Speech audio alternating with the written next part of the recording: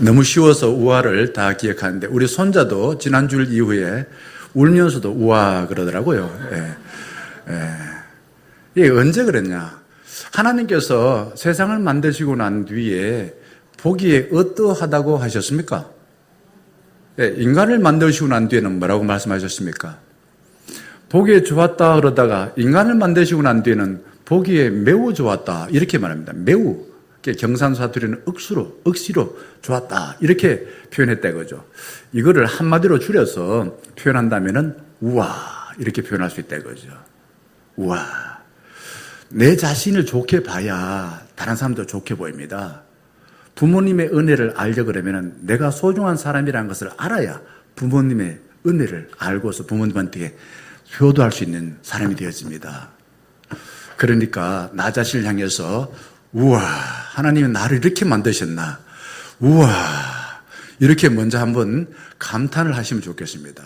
먼저 한번 우와, 나 자신을 향해서 우와, 우와. 잘 안 됩니까? 나를 향해서는. 사람들은요, 나 자신을 칭찬도 하기도 해야 돼요. 남들이 안 해주면은.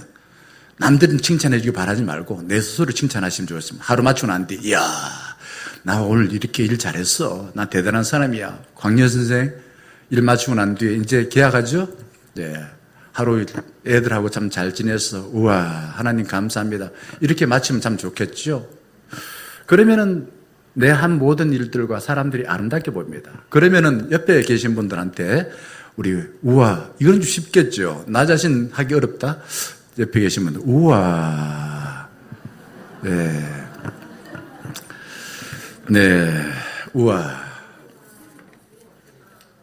사람의 마음엔요, 두 가지가 있는데요. 경탄할 것인가, 원망할 것인가. 선택을 하려고 고민을 하지 않고 대부분 다가 경탄하기보다도 원망할 때가 많습니다. 특히 경상도 사람들은 좀 이렇게 긍정적이고 칭찬하고 좋다 이렇게 표현하기보다도 그렇게 하면 너무 경망스럽다 뭐 이렇게 이야기하고요.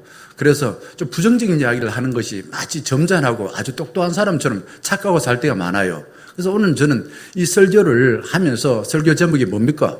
뭐 할 건가 뭐 할 건가? 예? 경탄할 건가 원망할 건가? 이것이 문제로다. 셰익스피어가 이것이 문제로다 라고 했는데 잘 우리가 선택을 해야 됩니다. 잘 선택해야 돼요.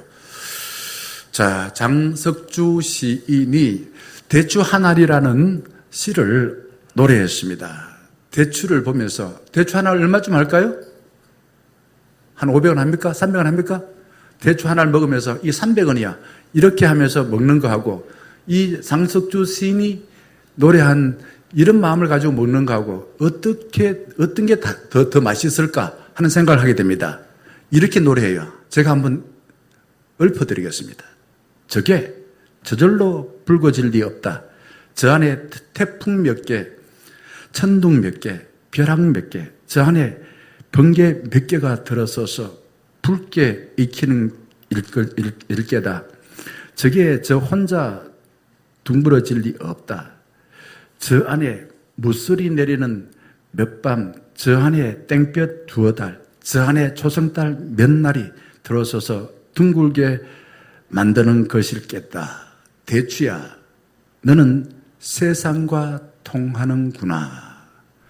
대추 하나를 보고서 시인이 이렇게 노래를 하고 대추를 먹으면은 대추가 맛있을까요? 아니면은 대추 하나를 300원인데 라고 생각하면은 먹으면 맛있을까요? 장석주 시인은 대추 하나를 당연하게 거기에 있는 걸로 생각하지 않았습니다. 갑자기 깨달아진 거예요. 시인은 이런 감성이 있습니다. 대추 하나를 보면서 그 무수한 시간을 통해 하나님이 많은 사람과 많은 어떤 자연을 통해서 은총을 내려서 이 하나를 맺혔구나 라고 생각하고 경탄하는 것입니다. 눈을 뜨고 밥을 먹고 자연을 보면서 경탄하고 싶은데 우리는 뜻한 대로 잘 안 되고 반대가 될 때가 많아요. 만날 원망하고 이렇게 살 때가 참 많습니다. 경탄이 뭡니까? 지금까지 내가 생각한 것보다 더 큰 것을 마주할 때 놀라서 기뻐하고 감탄하는 겁니다. 놀라기도 하고 기뻐하는 것, 딜라이트, 기뻐하는 거예요. 사건이나 상황이 내 생각과 기대를 넘어서 나를 초월하여 놀랍니다. 감동합니다. 그때 경탄하는 거예요. 우와! 라고 경탄합니다. 만사를 당연하게 생각하면 심심해요. 그리고 저절로 원망과 불평이 튀어나옵니다. 그리고 삶에 대해서 무기력해집니다. 왜 샀냐? 살 필요 없다. 막 나 자신을 그렇게 생각하고 상대방에 대해서도 그냥 욕을 하고 막 그래 돼요. 어떤 사람이 말입니다. 작은 마을에 10집을 골라서 한 집에 100만 원씩 나눠주기로 시험을 했습니다. 자, 2주 동안에 집집마다 방문하면서 아무 말 없이 현관에 돈 100만 원을 놔두었습니다. 그때 사람들이 이런 일이 있나? 이 돈 진짜 맞나? 가짜라고 생각하고서 시험해보니까 진짜이거든요. 좀 좋아했습니다. 셋째 주가 될 때는 현관에 나와서 감사하다고 인사를 하고 돈 100만 원을 받아갔습니다.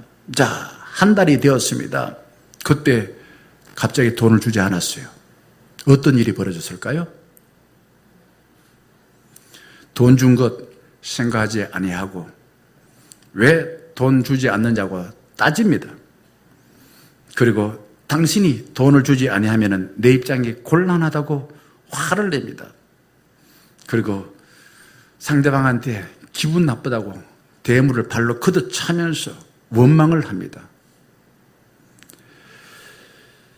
자, 당연하게 내가 기대한 것을 주지 아니하면 사람들은 원망해요. 자녀들을 태어났으면 얼마나 기쁩니까? 다 그냥 태어났을 때는 온 동네 떠나갈 듯이 기뻐하면서 애가 다들 그냥 세상을 변화시킬 것 같고 그냥 아인슈타인처럼 천재가 될 것 같고 그래서 서울대 갈 것 같고 중학교 들어가면 뭐에 연수에 우유 먹여서 연대 갈 것 같고 그다음 고등학교 들어가면 그래도 서울에 있는 학교 갈 것 같다 싶어서 건국 우유는 먹이고 이런다 하잖아요. 그런데 내가 기대 안 되면 그때부터 이제 원수가 돼. 원망해요. 니 때문에 못 살겠다. 당연하게 생각하면 이렇게 된다 이거죠. 그러나 반대가 돼야 됩니다. 당연한 것이 아니라 하나님의 은혜, 선물로 다가올 때에 경탄합니다. 언제 경탄한다고요? 선물로 다가올 때. 그런데 살면 살수록 사람은 자 기대가 높아져요. 좀 잘해주고 난 뒤에 나중에는 다 내가 시키는 대로 해야 돼요. 내가 원하는 것을 상대가 척척 알아서 해주지 않으면 짜증납니다. 그리고 원수를 여깁니다. 저는 사람을 보면서 성악설이 맞나 성선설이 맞나 둘 다가 맞는 것 같기도 하고 막 헷갈려요. 철학자들 이야기를 안 하더라도 내 경험 속에서 보니까 내 마음에 이런 게 다 들어있거든요. 옛날에 어떤 집에 딸 셋이 있었습니다. 다 결혼을 못했어요. 첫째 딸은 게을러서 결혼 못하고 둘째는 토박이 심해서 셋째 딸은 말끝마다 불평불만이 많아서 시집을 못 갔습니다. 그런데 감사하게도 걷는 마을 부자 영감이 골치 아픈 세 딸을 자기 집에 며느리로 삼겠다고 데리고 갔습니다. 세월이 지나서 친정 아버지가 이 세 딸이 다 골치 아픈 세 딸이 어떻게 사는고 궁금해서 그 사돈 집에 찾아가 봤습니다. 근데 게을렀던 큰딸은 잘 살았어요. 이유가 뭘까요? 게을렀던 큰딸은 몸종을 두고서 행복하게 살았고요. 도백이 심했던 둘째 딸은요, 창고에 열쇠를 가지고서 자기 마음대로 그냥 창고에 있는 것들 꺼내면서 행복하게 살았습니다. 그런데 이 원망, 불평이 많았던 이 셋째 딸은 아버지를 보자마자 이런 말을 합니다. 아버지! 시아버지가 말이에요. 매일매일 찾아와서 나를 귀찮게 해서 못 살게 해서 죽고 싶어요. 시집 가기 전이나 시집 가고 난 뒤나 변하지 아니하고 원망하고 불평하는 거예요. 친정아버지가 집으로 돌아오면서 이렇게 탄식을 합니다. 게으름뱅이 도둑은 다 고쳐서 행복하게 사는데 저 원망하고 불평하는 셋째 딸은 여전히 참 살기 힘들구나. 같이 살기 힘들구나. 라고 탄식하며 집으로 돌아왔다라는 겁니다. 성경에서 보게 되면 인간에게 있어서 두 가지 모습이 동시에 있습니다. 원복과 원죄가 있습니다. 원죄가 뭘까? 문제는 내가 주인되어 내 기분 내킴대로 살려고 하다가 원하는 대로 되지 아니하면 짜증내고 화를 내는 그 원망하는 것입니다. 원망이에요.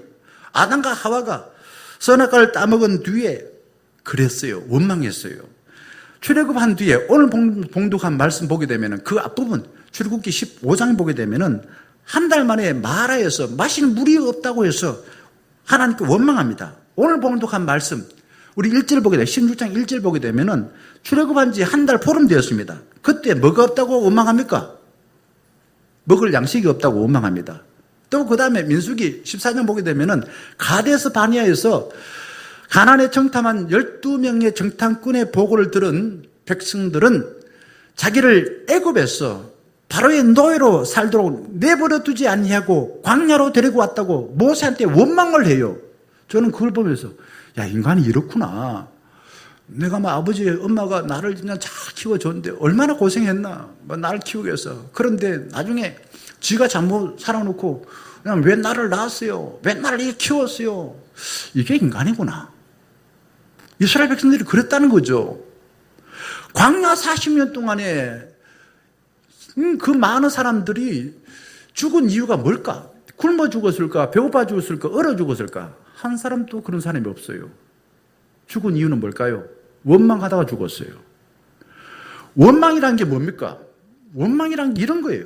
원망은 어떤 행동이나 상황이 내 마음에 들지 않아서 불만이나 불평을 표출하는 것이 원망인 것입니다. 반대로 경탄은 뭘까요? 경탄은 아까 말했는데요. 놀람과 동시에 탄식입니다. 감탄하는 거죠. 기뻐하면서 감탄하는 거예요. 내가 생각한 것보다 훨씬 더 좋은 것이구나 라는 걸 깨닫고 경탄하는 겁니다. 주로 익숙하지 않고 놀랍게 여길 만한 현상을 마주할 때 기존에 가졌던 생각, 별 볼 일 없어, 저거는 가치가 없어, 쓸데없어 이렇게 생각을 했는데 깨달았어요. 그리고는 내가 잘못 생각했구나. 깨지는 겁니다. 내 생각이 깨어집니다. 그리고는 우와, 이야 라고 경탄하는 겁니다. 여러분 나이가라 폭포 보셨습니까? 저도 못 봤어요. 요즘 연예인들 중에서 누가 그냥 아주 멋있다고 난리라고요? 누구요? 여자분들은 주로 누구라고요? 예. 이게 가수 겸 연예인이 만약에 여기 와서 설교를 한다고 하면은 사람들이 그때 입을 쭉쭉 벌리고 그냥 눈이 앞으로 튀어나올 정도로 바라보고 그냥 설교를 듣지 않겠나 생각할 때입니다. 그렇죠. 내가 생각하는 것보다도 탁월한 아름다움, 뭔가 경치, 사람 능력 이런 걸 볼 때에 깜짝 놀라서 기뻐합니다. 여러분 같이 사는 부부가 어떻습니까? 연애할 때는 우와 생각했습니다. 안 그래요? 연애할 때 우와 생각하고 결혼을 했어요.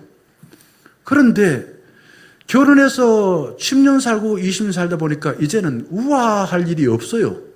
당연하게 있어. 그러고 자꾸만 내가 기대하는 대로 안 해줘. 그래서 어떻게 합니까?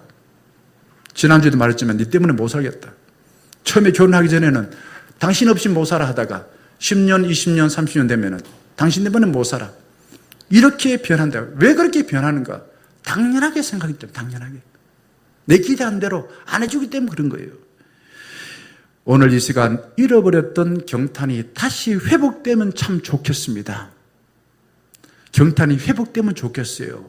교회를 볼 때마다 우리 오늘 홍세민이라는 청년이 등록을 하는데 우리 교회 3번째 나왔습니다. 청년회 수련회까지 지난주 그저께 금요일하고 토요일 나왔는데 집사람이 물어봤대요. 교회 어떠냐 그러니까 2주 나왔을 때 교회 또 나오게 됐냐 그러니까 교회 나오게 된 이유가 뭐냐.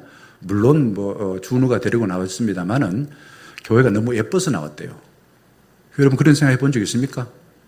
제가 지난주 목요일에 우리 권순년 전사가 우리 교회에 있었던 권 전사님이 방학해가지고 내려와서 연락이 했더라고요. 그래서 교회로 와가지고 교회를 쭉 한번 구경시켜 줬어요.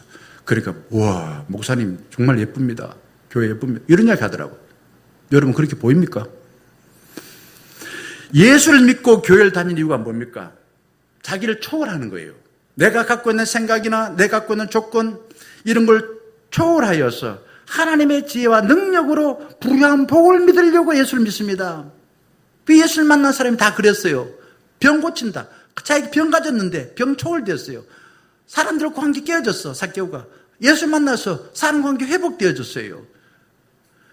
자기 가졌던 그 조건이 하나님을 만나서 초월, 그걸 뛰어넘는 그런 하나님의 복을 누리고 살기 위해서 예수를 믿는 거 아닙니까?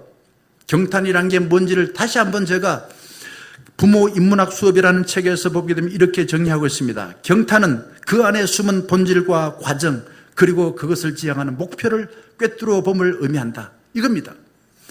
경탄이라는 것은 씨앗 하나를 보면서 거기 씨앗이 싹이 나고 꽃이 피고 열매가 맺고 그 하나의 나락이 한 70알을 정도 맺힐 걸 생각하고서 이 나락이 보통 아니구나. 우와, 여기에서 70알이 맺힌다고. 그럼 함부로 대하면 안 되지. 사람을 대할 때도 그런다는 거죠. 그럴 때 경탄하는 겁니다. 이 사람이 봤을 때 직업이나 뭐 외모로 봤을 때 베풀 일 없는데 예수를 만나고 나면은 이 사람이 세상을 변화시킬 사람이 됐구나. 그러니까 사람을 경탄하면서 존중하며 바라본다는 겁니다. 단지 위대함을 알아차리고 경탄한 데 멈추지 아니하고 그 위대한 사람을 내가 닮아가는 거예요. 경탄하면 그래야 돼요. 그러니까 예수를 믿고서 예수님이 경탄돼요. 아, 하나님이 나를 사랑하셨구나. 나는 예수를 나를 구원하셨다니. 예수 그리스도 나를 죄에서 구원하셨다니. 이렇게 경탄하면은 나도 모르게 예수님을 닮아가게 된다는 거죠. 저는 지금까지 살면서 목사나 또한 선생님 여러 사람 만났습니다. 저는 제 자신의 소개서를 쓸 때마다 소개한 분이 한 3사람이 있었어요. 고등학교 때 김동인 목사님, 여기 삼도교회 와서 김충기 교수님, 그리고 서울에 가서 대학교 때는 그때 백승균 교수님이라고 철학하신 분, 그리고 서울에 가서 만났던 교육전사 때 이근범 목사님, 이런 분들 제가 생각할 때 이분들은 외모를 봤을 때 다 별 볼 일 없어요. 그런데 제가 지금까지 보면서 이렇게 사람에게 따뜻하게 또한 정확하게 말씀을 전하고 하는 사람이 없구나 라는 생각에서 경탄을 했습니다. 나도 좀 닮고 싶다 이거죠. 닮고 싶다 이거죠. 경탄하지 못하는 사람만큼 불쌍한 사람이 없습니다. 여러분 지금까지 살면서 만나는 많은 사람들, 많은 자연들, 많은 어떤 음식들, 흙이나 공기 이런 것 마주치면서 얼마만큼 경탄했습니까? 우와 라고 말하면 안 됩니까? 그렇게 하면은 내 마음이 밝아져요. 우울증이 사라져요. 그리고 내 마음이 밝아져서 세상이 아름답게 보여요. 하나님께서 우리에게 먼저 창조하시고 난 뒤에 보기에 매우 좋았다고 말했습니다. 구원받았으니까 얼마나 감사하고 주님의 은혜에 감사하다라고 하면서 우와 라고 하나님께 영광을 돌리면 얼마나 좋겠습니까? 그런데 우리는 그렇게 살지 못해요. 모든 게 당연하다고 생각합니다. 그리고 어떤 걸 보더라도 오랫동안 자세히 보지 않고 그냥 그 치료로 후닥닥 지나가면서 봅니다. 그러다 보니까 늘 행복하지 못한 삶을 삽니다. 구상시인이라고 대구의 가톨릭 신자인데요. 이분이 쓴 신령한 소유라는 시에서 이렇게 말합니다. 경탄을 읽고 사는 사람을 아버지 집을 나가 방황하는 탕자와 같다라는 겁니다. 이렇게 시를 말합니다. 이제야 나는 탕자가 아버지 품에 돌아온 심회로 세상 만물을 바라본다. 아버지 품에서 나갔다가 다시 돌아왔다. 누가복음 15장에 탕자가 집 돌아와서 아버지한테 환대를 받고 난 뒤에 보니까 세상이 달라버려요. 정녕 하늘에 계신 아버지 것이 모두 다 아버지 것이로구나. 이렇게 깨달아졌어요. 일상의 모든 것을 신비롭게 보고 경탄하지 못하는 것은 욕망의 눈이 어두운 탕자에 비유하고 있습니다. 하나님 아버지를 떠나서 아버지의 마음을 알지 못하고 내가 기대하고 내가 원하고 내가 욕망하는 대로 세상과 사람을 본 것입니다. 나에게 있는 모든 것이 하나님께서 주신 선물이라는 겁니다. 하나님의 선물 아니고서는 그 어떤 것도 있을 수가 없어요. 아름다운 꽃, 해맑은 어린아이 웃음, 내가 살아 있음을 보고서 경탄하지 않을 때 뭐가 남을까요? 두 가지 중에 하나 남다야 됐습니다. 사람이 경탄하지 않으면 원망이 남습니다. 남는 것은 냉소적인 거예요. 회의하는 겁니다. 그리고 삶이 무기력해집니다. 경탄을 잃은 사람은 자꾸 회의감이 느껴져요. 삶은 많어. 늘 삶이 무기력하여서 나도 모르게 원망과 불평을 늘어놓기 마련입니다. 이스라엘 백성들이 출애굽한 지 한 달 보름 만에 약속의 땅으로 가기 위해서 도착한 장소가 신광야입니다. 이스라엘 백성들이 하나님과 모세, 아론에게 요구한 것은 물과 먹을 양식이었습니다. 자, 15절에 물이 없어. 우리는 목말라 죽겠어. 그때 하나님께서는 마라, 쓴물을 탄물로 바꿔주셨습니다. 하나님은 원망과 불평하는 자에게 원망을 그 근본적으로 없애주셨어요. 자, 이제 보름 만에 어디에 도착했습니까? 신광야 도착했습니다. 거기에서 이번에는 먹을 것이 없다고 원망을 늘어놓습니다. 3절 말씀 봅시다. 3절에 이렇게 나와 있어요. 저는 이 말씀 읽을 때마다 인간이 이렇구나. 어떻다고요? 자, 자기 뜻대로 안 되니까 원망할 때에 거짓말까지 해요. 우리가 애굽에서 고기 가마 곁에 앉아있던 때와 떡을 먹던 때에 여호와의 손에 죽었더라면 좋았을 것을 너희가 이 광야로 우리를 인도했네요. 이 온 회중이여 죽게 하는도다. 이렇게 말합니다. 애굽 땅에서 고기를 먹는 만날 그냥 고기 먹고 만날 떡을 배불리 먹었습니까? 이 사람들이? 그랬어요?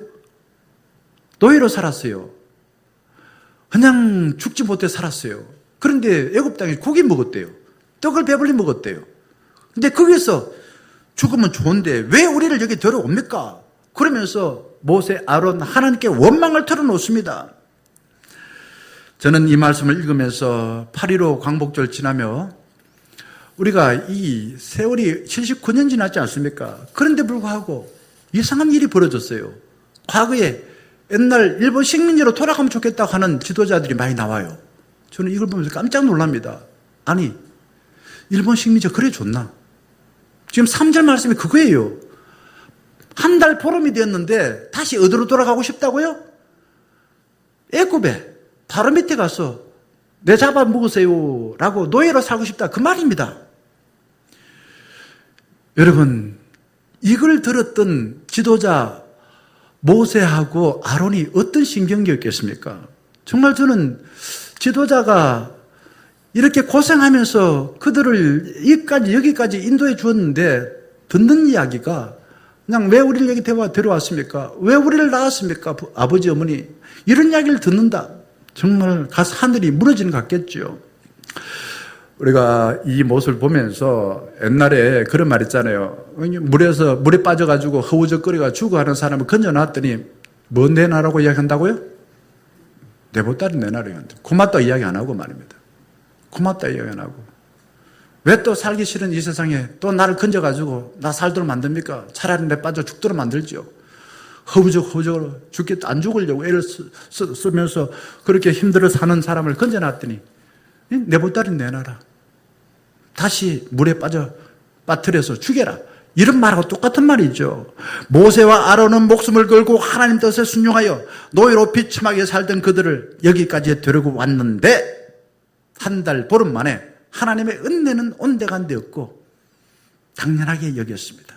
그리고는 더 편하게, 더 쉽게, 더 좋은 것 좀 주세요. 이렇게 안 주면 나 죽고요. 나 과거의 애굽으로 돌아가요. 이런 식으로 원망하고 있다 이거죠. 평소에 보지 못하던 것을 마주할 때 경탄하고요. 당연하게 여길 때 원망합니다. 제 고등학교 1년 선배 목사님이 여기 동인동에 동민교회라고 목회합니다. 그런데 사모님이 제주도 분이에요. 그래서 제가 지난주에 사모님한테 전화를 한번 드릴 일이 있었어요. 사모님 제주도 좋지요. 이렇게 전화를 드리면서 인사를 하니까 처음에는 좋았는데 이제 한 1년 지나고 나니까 뭐 좋은지도 안 좋은지도 모르겠어요. 저는 대구에 있을 때 별로 대구가 좋은지 몰랐는데 가끔 대구 가니까 대구가 좋아 보이네요. 이런 이야기 합니다. 저희 아들이 프랑스에 있으면서 만날 에펠탑 옆을 지나가는데 처음에는 되게 좋아 보이더래요. 그런데 1년 보고 2년 보니까 에펠탑이 거기 있는 거 당연하게 생각하고서 그들도 보지도 않는다는 거죠. 뭐가 다른 겁니까? 똑같은 건데 뭐가 달라서 경탄하고 뭐가 달라서 당연하게 여겨가지고 원망합니까? 당연한 것 생각하면은 원망할 수밖에 없다 이거죠. 대구의 축구 보수적인 사람들은 있을 때는 잘 못해주다가 떠나고 난 뒤에, 특히 죽고 난 뒤에 아이고 제사 지내면서 나 왜 좀 잘해주지 못했었는고 라고 후회하는 사람이 많다는 거예요. 같이 있을 때는 그냥 니 죽어라 라고 이야기하다가 막상 이사가고 떠나고 나면은 내가 왜 그때 잘 못해줬는고 라고 할 때가 많다는 겁니다. 8절 말씀에 이스라엘 백성들이 불평합니다. 그것은 단순하게 사람 모세와 아론에게 한 것이 아니라 하나님에게 원망한 것이다 라고 했습니다. 그런데 하나님은 그걸 알았어요. 그런데 불구하고 4절 말씀 보게 되면은 자비하신 하나님은 모세로부터 그들의 자초지종을 다 듣고 난 뒤에 먹을 것을 주라고 말합니다. 먹을 것 주라 이거죠. 그들 입을 꿰매버려라 이렇게 말하지 않고요. 먹을 것을 주라고 말합니다. 하나님께서 원망하시는 이스라엘 백성들에게 만나와 철새인 메추라기에 주신 이유가 뭘까요? 10절에 이렇게 이야기합니다. 하나님의 영광이 구름 속에 나타나더라. 12절에 이렇게 말합니다. 너희가 해질 때에는 고기를 먹고 아침에는 떡으로 배부르리니 이유가 뭐라고요? 그 다음 보세요. 내가 누구요? 내가 여호와 너희 하나님인 줄 알리라. 하나님께서 메추라기와 만나를 주신 이유가 여기 있는 거예요. 내가 너희를 정말 창조하고 또한 약속한 것을 반드시 이루시는 하나님이라는 겁니다.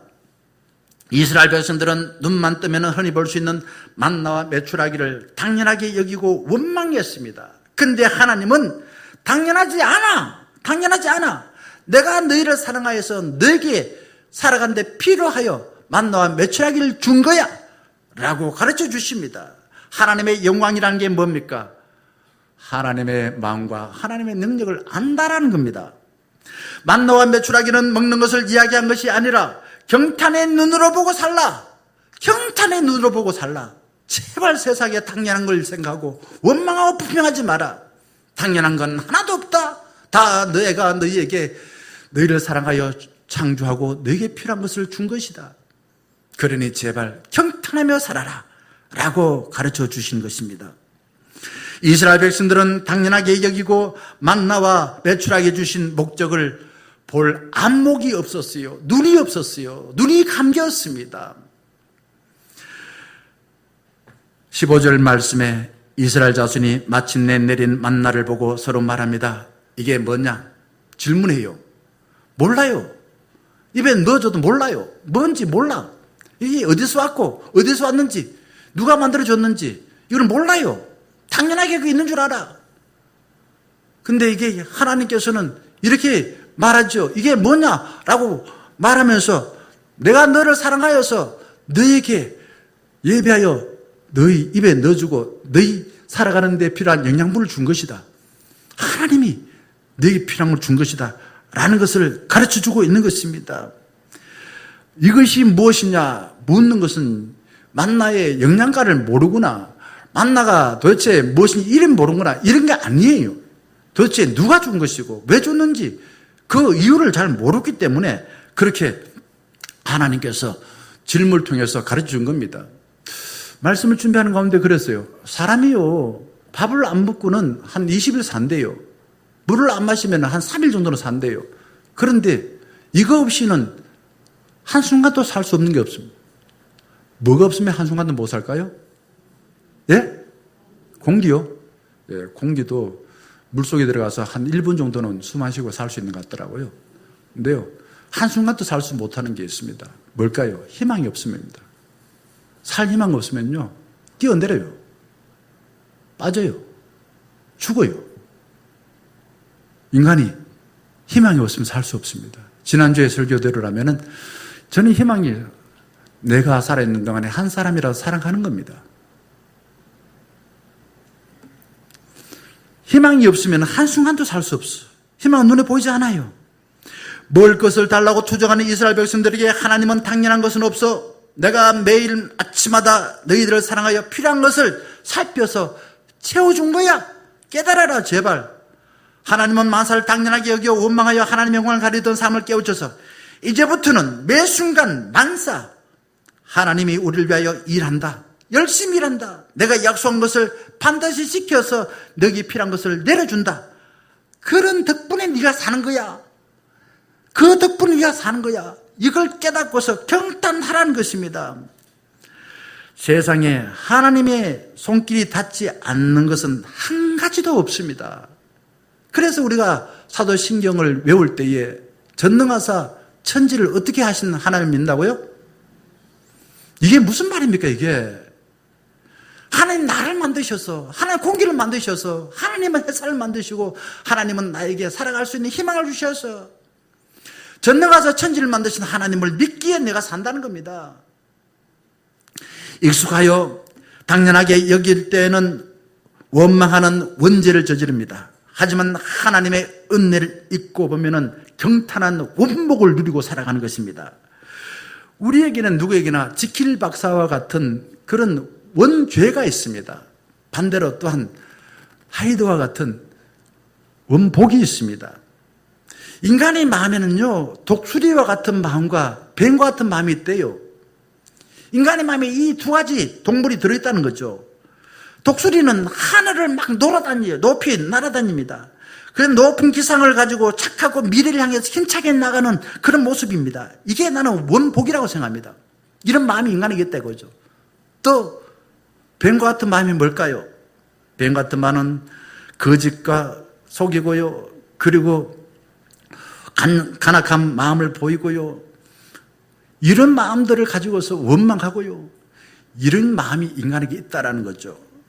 그럼 중요한데 두 가지 마음 중에서 우리는 어디에다가 먹이를 많이 주냐 이거죠. 어디에 많은 생각을 하고 하냐에 따라서 내 삶이 결정되는 것입니다. 나이가 들면서 느낍니다. 가만히 있으면요, 인간은요 자꾸 원망하게 되더라고요. 왜? 내가 원하는 것 잘 안 되고 내가 살아왔던 삶의 이정 속에서, 여정 속에서 실패한 게 많고요. 하나님 내 뜻대로 다 안 채워주더라고요. 그러니까 원망하게 되더라고요. 그래서 우리가 경탄하기 위해서는 믿음 생활 잘 해야 되구나. 잘 해야 되구나. 가만히 있으면 원망하는 거죠. 열심히 기도하고 열심히 말씀을 통해서 하나님이 나한테 선물 주셨구나 라는 깨달을 때에 경탄할 수 있다는 겁니다. 하나님이 인간을 창조하시고 난 뒤에 뭐라고 말씀하셨다고요? 에이 베렸다. 에이 베렸다. 요즘 말로 애들 말하면 에이 조졌다. 이런 말이에요. 그런 말 안 했다 이거죠. 하나님 그렇게 말 안 하셨어요. 하나님은 우리를 보시고서 토부가 뭡니까? 좋다는 겁니다. 아주 좋다는 겁니다. 이거는 진선미 모든 것이 다 집약적으로 들어서 보기에 좋다는 겁니다. 하나님은 경탄한 원복을 우리에게 보여주셨습니다. 그 복을 받은 아담과 하와가 아담이 자기 아내 하와를 보면서 이렇게 말했어요. 이는 내 뼈 중에 뼈요 내 살 중에 살이다.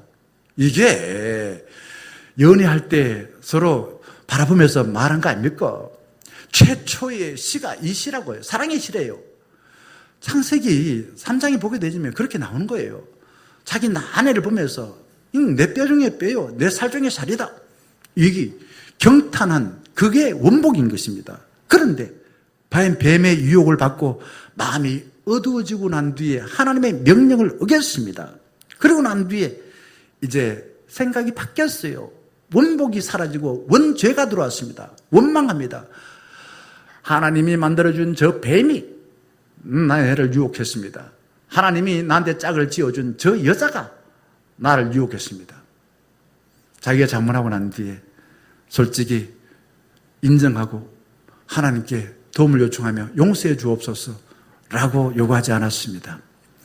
인간의 마음에는 두 가지 원복과 같은 독수리 마음이 있고 원죄와 같은 뱀의 마음이 있습니다. 예수님이 제자들 데리고서 겟세마네 동산에 기도하러 올라갔었어요. 그때 십자가 앞에 두고서 마음이 괴로워서 죽고 싶다 이렇게 표현해요. 예수님도 죽고 싶다는 마음이 있었어요. 그래가지고 제자들한테 뭐라고 말했습니까? 제자들은 이렇게 말했어요. 베드로야, 내가 마음이 괴로우니까 나를 위해서 기도 좀 해주라. 라고 세 명의 제자들한테 부탁을 하고서 예수님 조금 거리를 띄워줘가지고 거리를 두고서 기도하고 돌아왔습니다. 그런데 제자들이 뭐 했다고요? 기도했습니까? 안 했어요. 그때 예수님께서 뭐라고 말씀하셨습니까? 야, 이놈아, 망갈놈아, 내가 죽기 전에 한 가지 내가 소원을 말했는데 그거 안 들어줬나? 너 정말 싸가지 없는 놈이야. 이렇게 말하지 않았습니다. 예수님은 인간의 마음엔 두 가지 마음이 있다. 육신은 원하는데 마음이 약하구나. 두 가지 마음이 있다 이거죠. 바울은 그렇게 고백합니다.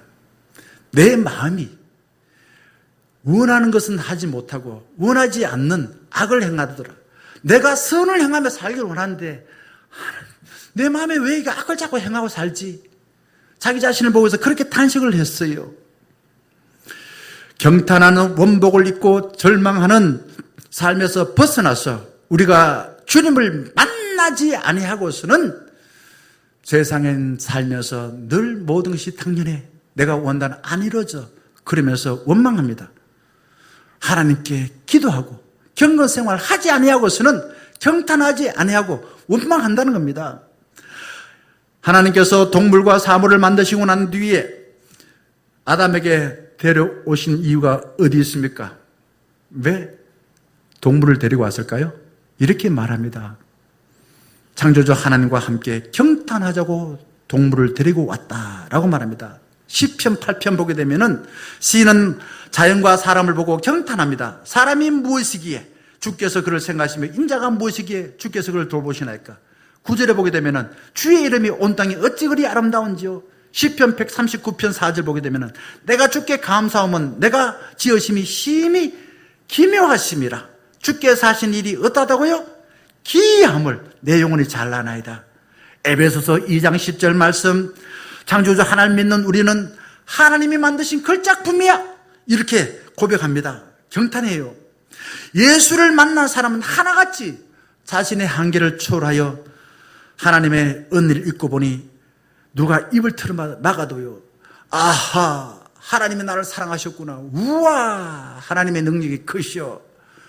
만나는 사람마다 전도를 합니다. 하나님은 살아계셔서 우리에게 나를 초월하는 이런 기적을 베풀어 주셔서 라고 고백하면서 사람들에게 전도를 했습니다. 하나님께서 우리에게 호흡을 주셔서 하나님의 꿈, 하나님의 그 주신 복, 경탄할 기회를 여전히 주셨습니다. 우리가 생존할 수 있도록 하나님께서 힘써 일하시고 은혜 베풀어 주셨다는 사실을 깨달으시기 바랍니다. 만물을 경탄의 눈으로 바라보시고 기쁘게 발을 딛고 만나는 사람마다 경탄하는 삶을 사시기 바랍니다. 사랑하는 충령가족 여러분, 하나님께서 우리 충령가족들을 사랑하고 필요하여서 이 땅에 보내주셨습니다. 우리가 살아 숨쉬는 것은 당연하지 않습니다.